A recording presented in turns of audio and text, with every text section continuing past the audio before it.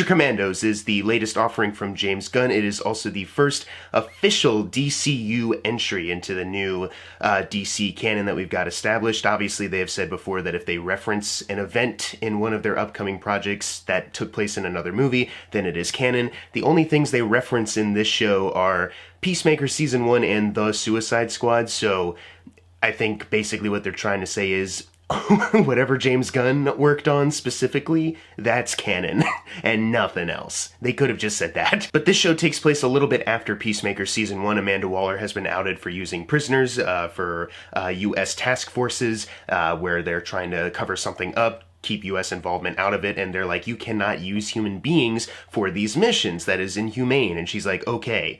Monsters, though. So they start up a new task force because they have plenty of creature villains locked up. They have Rick Flag Sr., obviously Joel Kinnaman's father, voiced by Frank Grillo, to head this up, and they're going to the foreign nation of Pokolistan to protect the princess, played by Maria Bakalova, from this sorceress from Themyscira named Circe. And then stuff goes on from there. I was really excited for this show because anything that James Gunn is involved with, I'm going to be excited for. I've been a huge fan of his for a while. I guess even back to the Scooby-Doo days, even if I didn't know that's who I was a big fan of then. Obviously, his work with comic book stuff is incredible. The Guardians trilogy is the best trilogy in the MCU. Guardians 3 was my favorite film of 2023. It's my favorite MCU film, tore me apart and rebuilt me at the same time. Roller coaster of an experience, that one, but I loved it. But then when he went over to DC, The Suicide Squad, I consider to be the best DCEU film.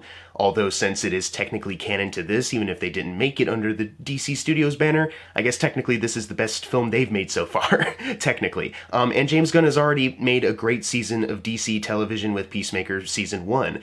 Really fantastic stuff there. But also, even before he's entered the superhero realm, I'm a big fan of Slither. I think it's a fun creature feature movie, and then Super is just this offbeat, oddball, comedy drama that I fucking adore. It's a really special movie. I even read his novel. It's a little dated. There are certain aspects of it that are a little dated, but I've read this and I have also really enjoyed this. So anything that he does, I am there day one. I mean, dude, look at this author picture, bro. Look at it. Incredible. So I went into this thing really excited, but I also recognize this has a lot riding on it, being the first official thing that they have made that is in new DCU canon. But I think they're on the right track, just in the sense that, they've really been prioritizing, we're not really trying to set up a big Thanos level threat right away. We're not jumping right into that. We're world building. We're just exploring things, and we're not going to enter production until scripts are ready. And I think, putting artists first, prioritizing where they're at with a project, I think it's really shining here, because this, as far as technical display, this is a fantastic animated series. Just God, it's brimming with color. It looks fantastic. The character designs are very expressive and well realized, and matches with the voice acting very well. There's not a moment where I'm watching someone and I'm like, is this the best voice actor they could have gotten? The animation and the performances match. It's just an overall just gorgeous looking, television animated series. James Gunn did not direct these episodes. He did write all of them, but it's directed by Matt Peters and Sam Liu. But they did a really great job, these directors, guiding the ship, making sure that, everything was in top-notch shape. The action sequences that they have are fantastic. Whenever Gunn, works with action sequences, whenever he writes these characters, showcasing their powers, it's always so creative. There's not a moment where I'm like, it kind of feels like they're missing a beat here. It just always feels like, man, that's just so cool. It's so comic booky, but in the case of some of these more R-rated ones that he does, they're not afraid to push boundaries as far as what they can do, especially in this case because they are monsters.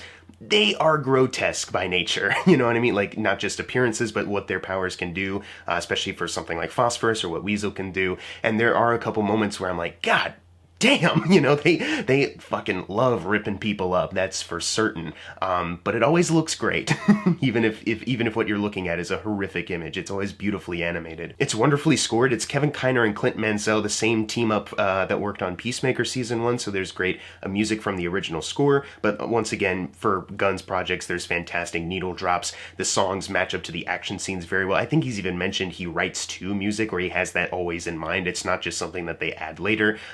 Obviously that works out very well. And something you can notice with all of his projects is all the songs picked for them all kind of have like a theme, or like they just have like a specific kind of sound that kind of lines them up together. That's the same with this show. Really great picks. And another thing that makes this very similar to other Gunn projects that have excelled so well is that it is very humorous, and I find it very funny. A lot of these characters and these moments are really, really funny, but I also really love the balance between that and shifting into the drama. All of these characters that are introduced, you know, once again, these are characters that not many people either have heard of, or they're a bit more like obscured characters and a little more niche, and they're not well into like the mainstream like they will be now.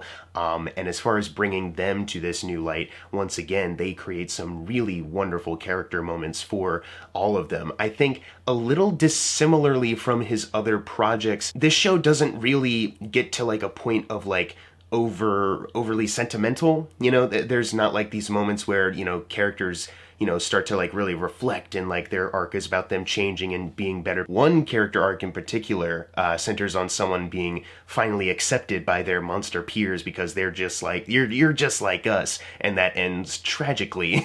If you've seen the show, you know what I mean. But what I do love about these characters and the exploration and the, you know, analyzing of the characters that we have here is that there might still be something there that can still make them human, you know, underneath, you know, these monstrous either acts or just their monstrous appearances. It's just asking the question of, you know, they may have some small moments of like humanity, but is that enough to kind of get them, you know, back on track, like into a new way of life? They all kind of desire something, whether, you know, G.I. Robot, he's desiring some kind of purpose. You know, he's great in World War II, but when the war is over and there's not as many Nazis out in the open to kill, you know, what do you do? I guess you just kind of rust and just kind of wait. That's a character that is looking for a purpose, but is also seeking some kind of connection. The same can be said about the bride, who's kind of like the lead of this show. I think they'll try to, you know, convince you it's Rick Flag, but it's the bride, played by Indira Varma. You know, she is seeking some kind of connection that she lost along the way in her backstory from her creation, kind of taken away from her by Frankenstein, played by David Harbour, who is also in some messed up way seeking some kind of connection. It's just way worse for him than it is the bride. The bride is probably the best character in this, for me at least. But Frankenstein, David Harbour, he's so good. His voice acting is like, he's kind of mastered this ability of like, he has that like kind of like adult, like kind of gruff, very intimidating voice, but he says stuff like a child. Like his sentence structure is that of a child still kind of like figuring out like, where's this sentence gonna go? And you yourself are maybe even thinking like, is he gonna complete this sentence? Oh, no, he did. He found the point. It's kind of wonderful. And despite him being like such a depraved, fucked up character, he also has his, you know, funny moments. I think he is so goddamn good in this. But that story between them is very tragic, and there is a lot of tragedy to be found. Like Dr. Phosphorus, for example, played by Alan Tudyk, there's this one moment with him that kind of shattered me. And once again, this is not a series that is overly sentimental, and the moment itself is not, you know, kind of portrayed that way. You're kind of like in suspense, not really knowing what's going on. And afterwards, he kind of goes back to being his smart aleck, you know, asshole kind of self. But there's this small little moment that kind of shattered me, kind of painting the picture of like, despite the fact that he is like the way that he is now and he acts the way that he is now, there is still a part of him that wants his family back that was cruelly taken away from him. And there's just this small little moment in his episode that just really like shattered me, and they didn't have to like put in a swelling orchestral musical score to back up that moment. They just needed to kind of let it play out and just let the story that they were telling just trust in that structure. And I really love that. I do love that, you know, these episodes, for the most part, will have the events playing out, but then they'll focus on a specific character and then take you back. I do like how they made that work. And speaking of tragedy, you know, a Weasel, my God, they took a throwaway comedic line that kind of made you go like, ooh, in The Suicide Squad, and turned it into, I think James Gunn has even said, you know, it's one of the saddest things I've ever written. And I mean, you know, he's written some sad shit, but I think this is definitely up there for sure. It definitely made me feel a certain way. It might not have been, the overall episode, it might not have been my favorite episode, but that backstory probably was. That really got to me in a way I wasn't expecting, because the Weasel, if you see it in live action, it's fucking creepy. It's the weirdest fucking thing. I love it, but it's the weirdest fucking thing, right? Like, how could you feel anything for that?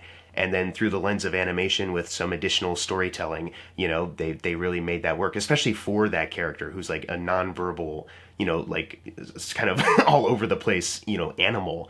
God, they really made that work, because that's one that's kind of built on like misconception. Like, he's not really a monster. He looks like that, but you know, deep down he never really was a monster. And then you have Nina Mazursky, who's kind of doing the same thing. Her tragic backstory, you know, didn't push her into being like a villain. You know, her upbringing, in fact, kind of made her the kind of nicer, naive person that she is. But people just assume, you know what I mean? The same way people assume like Weasel definitely killed those kids. You know, Amanda Waller has a line at one point where she's like, just wait till you get in the water. But when she gets into the water, I don't know, she doesn't really do much, you know? The thing she was going to do ends up failing. It doesn't really have a lot to do with like any water abilities though. So there's a lot going into these characters, and there is a sense that, you know, there is a bit of like a found family trope going on. You know, Gunn has done that a lot before, but this one is built on like a really kind of like fucked up, sad, kind of cruel foundation. And I just really loved exploring that and building up the world with those characters in that way. It's some really strong stuff from Gunn as a writer to the voice actors and then the animators, you know,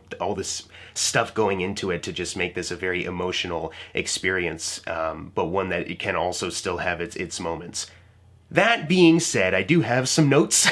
I really was enjoying this series, and there was a part of me that was like, you know, this is another A winner for Gunn. When you get to the finale, though, at least for me, there was something that kind of stood out as like, oh, you know, and it took me a bit to really like settle in on, you know, what it was that was kind of bothering me. And hopefully I can explain that thoroughly here. Gunn has kind of stated, like I even mentioned before, he's not trying to like build to a new threat right away. This is the beginning. We're world building. And I feel like you can kind of tell that that's the goal when watching this. There are certain things about the wrap up that feel very abrupt, that feel almost like, well, you're going to see some of these characters in another project, so it's not a huge deal that you're not going to get a, you know, neat little bow wrap up in this season of television right here. We're going to see more of it. So if that's the goal, then I mean, I guess they accomplished their goal. This show is written in a way that feels like Gunn is going back to the Suicide Squad's like very tight runtime. You know, they got a lot accomplished in such a tight amount of time. These episodes, I believe, are all under half an hour. And it was kind of crazy for me because I was like, man, they're covering a lot of ground in not a whole lot of time, where some other shows would maybe waste some time, shows today at least. And I really admired that, how they were able to keep it going, keep it moving. I think, though, when it comes to the finale, it might have been a bit of a detriment, because there's a couple things that go into that. For example, Rick Flag, you know, played wonderfully by Frank Grillo. Obviously, we're going to see more of him in Superman and Peacemaker Season 2, where he'll have probably a lot more to do, like, character-wise. Right now, he's just kind of like the cool character. He doesn't really have, like, much of an arc in here. You learn a bit more about him raising Rick Flag Jr., so they'll probably have a bit more of him once he's interacting with, you know, his son's killer in Season 2 of Peacemaker. The last time we see Rick Flag in the finale, he kind of just barely wakes up in his hospital bed to tell Amanda Waller about what he uncovered when he was investigating Clayface, and he passes out again, and that's the last you see of him. And I feel like they kind of missed a trick in showing one more scene of them telling him, yeah, you did that investigation, but it was also still wrong, you were tricked. Got him, dork. You know, and just seeing that realization hit him that he was duped that way. And once again, because we're going to see this character later, they might bring it up. It might be something that goes into, you know, his story in Peacemaker Season 2. But as far as like telling a complete story of a first season of television, it feels very abrupt. And the same with like Cersei, you know, for the longest time, she is the main villain. But I think the last we saw of her was episode 4. We don't see her again for the remaining 3. And once again, that also feels like they missed a trick as far as like showing a bit more of her. I guess we're just left to assume that she's still in lockup. But it just feels like there probably should have been something, like at the very least, where like Amanda Waller comes up and says, hey, sorry that we didn't believe you, but then we did, and then we didn't, but then we did.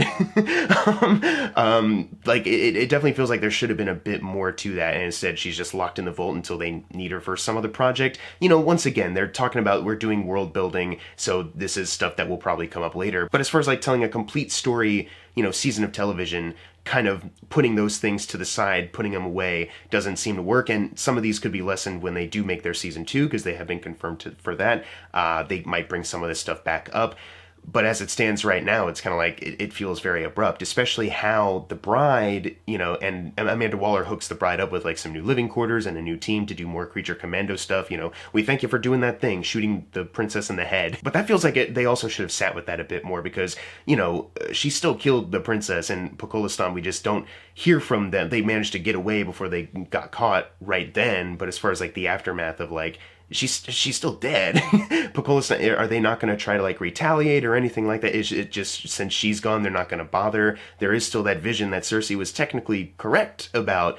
Was it all just to do with her? It's not, because they're not doing it. Or maybe this is just something for later. Okay, we're just not going to see any kind of resolution. It even got me thinking as far as like abruptness, you know, Frankenstein's entire involvement in this. And I just said I enjoyed his presence. David Harbour's really good in this. But when you get to his big moment, and it kind of, Gunn's usual thing of like doing something a little different than you're expecting, subverting expectations, if you will. The confrontation is very quick. The bride's fucking over it because this has been happening forever, where he tracks her down, whatever.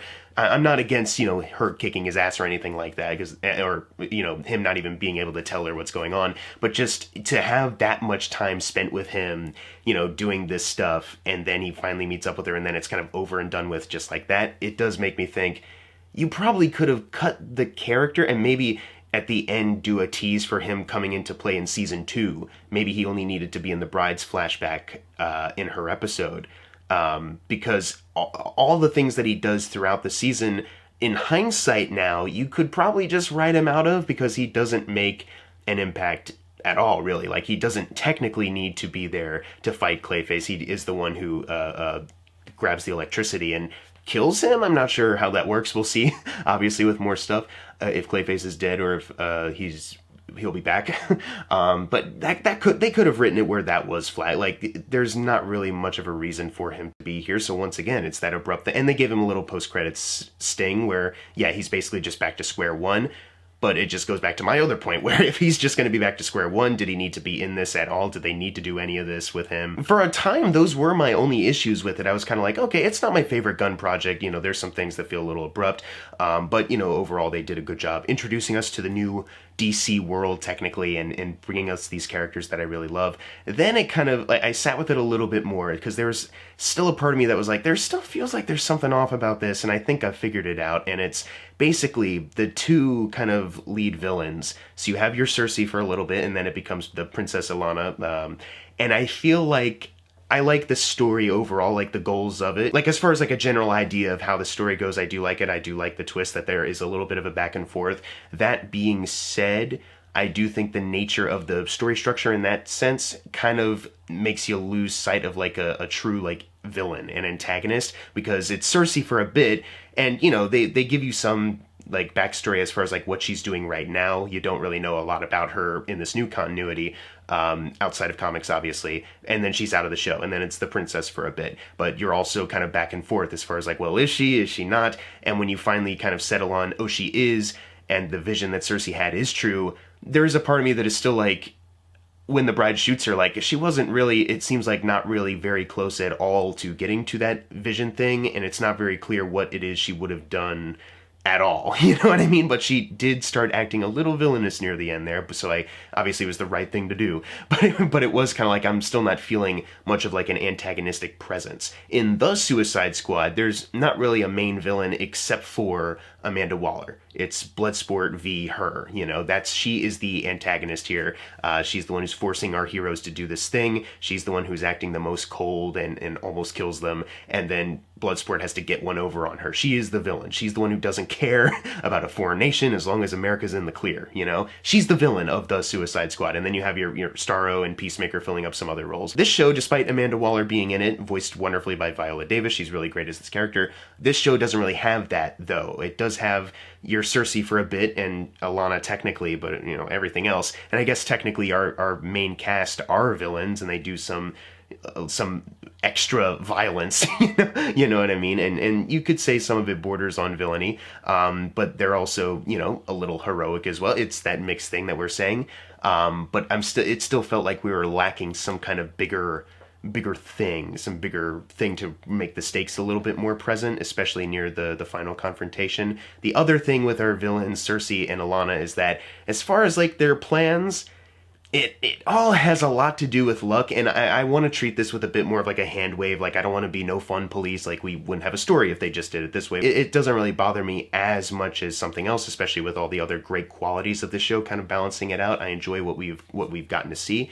So it's a bit more of like a hand wave. You can maybe hand wave some of this stuff with like, well, they just loose cannon kind of character, or they got lucky. but it might be a bit too much of they got lucky that things worked out in this way. So Cersei has like whipped up this like army of like incels to do her bidding for a bit, and then she uses them to distract the creature commandos, and then she storms the castle anyways while they're all away. But it's kind of like, well, if she didn't just like go on the news basically to tell people this is what she's going to do, then the creature commandos wouldn't have been like, if she just had this vision and then stormed to the castle immediately, then we wouldn't be having this problem. Maybe once again, maybe you can hand wave it with she wanted to get a message out there, maybe she assumed that they already knew or something like that, whatever. But then when you also get to the princess, and there's the, you know, kind of twisty storyline with that, you know, getting Clayface in, and you think Clayface is with Cersei, but then it's with the princess. Clayface almost kills Rick Flag Sr. in their fight, which makes sense if he's trying to cover up for Cersei's lie. But if it's the princess, you know, getting Clayface to throw doubt on everything, and they need Rick Flag's testimony at that point, why the fuck would Clayface be instructed or think to kill him? And once again, handwave, maybe he's just a dumb monster who is a loose cannon and he can't think properly or whatever. You know, maybe it just happened to be that way. And the princess got lucky that, you know, they told Waller just in time so they could stop the creature commander. That being said, though, you know, it has a lot to do with like luck at that point, and with the final twist, like I said, I like the idea of doing that, you know, just overall in general I do, but as far as like the nitty gritty of how they wrote it and developed it, it kind of, once you think about it a little bit too long, it's like, there's a lot that just has to do with luck here. Like, it's lucky that Frankenstein was there to electrocute Clayface and stop them just in time. So yeah, this is definitely like my least favorite James Gunn project as far as like his recent superhero outings. But that being said, despite what I have mentioned as far as like some storytelling things that feel abrupt, some things where I'm like, was that even necessary at the end? Did they have to do it in this way? Couldn't there have been another way and it might have been a little tighter and made a lot more sense if they did it another way? Overall, though, it's balanced out by this beautiful animation, you know, some wonderful music, score and soundtrack, wonderful voice acting, really emotional moments, some really comedic moments, some fantastic action beats as well, just an overall good sense of pacing, and they got a lot of ground covered in a short amount of time. Overall, I like a lot of the goals of the storytelling. It's balanced out where I can say I still did enjoy this, and I am kind of looking forward to watching it again now, and then also later on when the DC franchise grows out again and we see more of where these characters will go. I think some of my problems with the abruptness will lessen once those are out. But, you know, still, as it stands right now, I gotta be honest, I think Gunn did a really great job with Peacemaker Season 1 as far as telling a complete story with that season. If they didn't get a Season 2, which they are, but if they didn't get one, they still told a story that felt finished. You know, characters grew, you know, the situation has been resolved. There's maybe some hints of some other stuff that could happen, but as of right now, you could just end on it, and it's perfectly fine. This one is not that way, and there is a bit of me that is like, well, it's a little intentional, obviously, they've mentioned it, and, you know, there will be a Season 2, so some stuff I assume will carry over. But I don't want every project in the DC that isn't like a main major movie to feel this way, where it's just kind of like, well, we kind of got the gist of it, right? You know, where we're just kind of rushing through, and this will be a good tide over until you see these characters somewhere else. I don't want that to be the approach for everything. So I think there's plenty they could learn from, but also they've done some really great work here. I'm going to give Creature Commandos Season 1 a B-. So like I said, some really great qualities here. I do have some negatives, but overall they're counterbalanced by the true, genuine, great work from all involved. And I'm looking forward to the future of DC. Right now, they are in a solid spot. I hope they can keep it up. Anyways, what are your thoughts on Creature Commandos Season 1? Leave your thoughts in the comments below. And as always, thank you guys for watching. Make sure to subscribe. I'm Jackson Fulcher. See you guys next time.